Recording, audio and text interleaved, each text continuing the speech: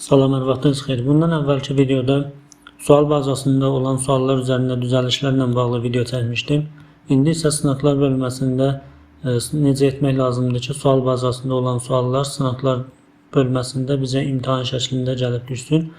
Bunu mən tələbələr bölməsində eləyəcəm.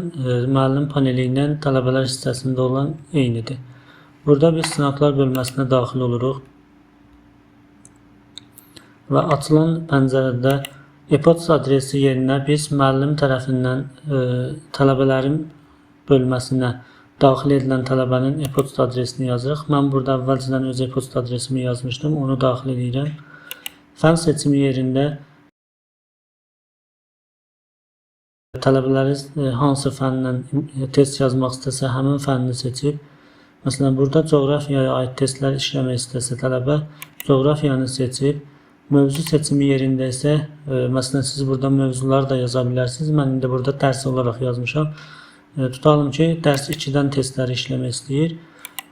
Burada sual başlanğıc nömrəsi onu göstərir ki, məsələn, 100 dənə sual varsa, tələbə bunların 25 dənəsini yazmaq istəyirsə, burada sual başlanğıc nömrəsində 1, sual bitiş nömrəsində 25 yazdığı zaman, birinci sualla 25-ci sual aralığında olan testləri göstərəcək.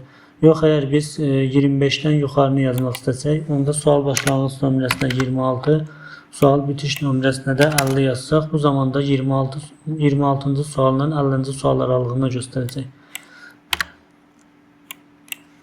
Mən birinci, üçüncü sual aralığını yazıram, vaxt çox getməsin.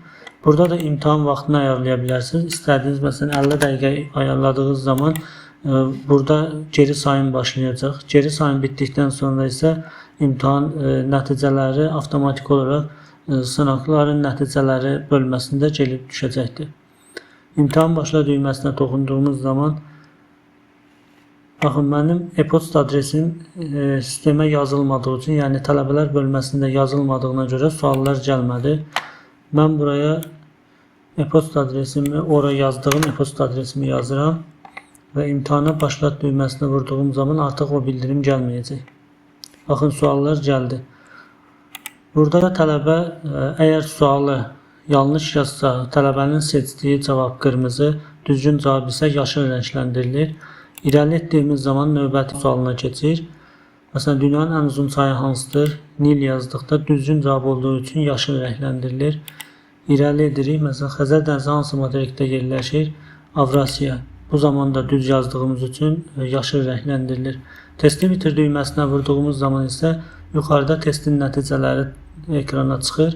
Fən coğrafiya, dərs 2, doğru cavablar 2, yanlış cavablar 1.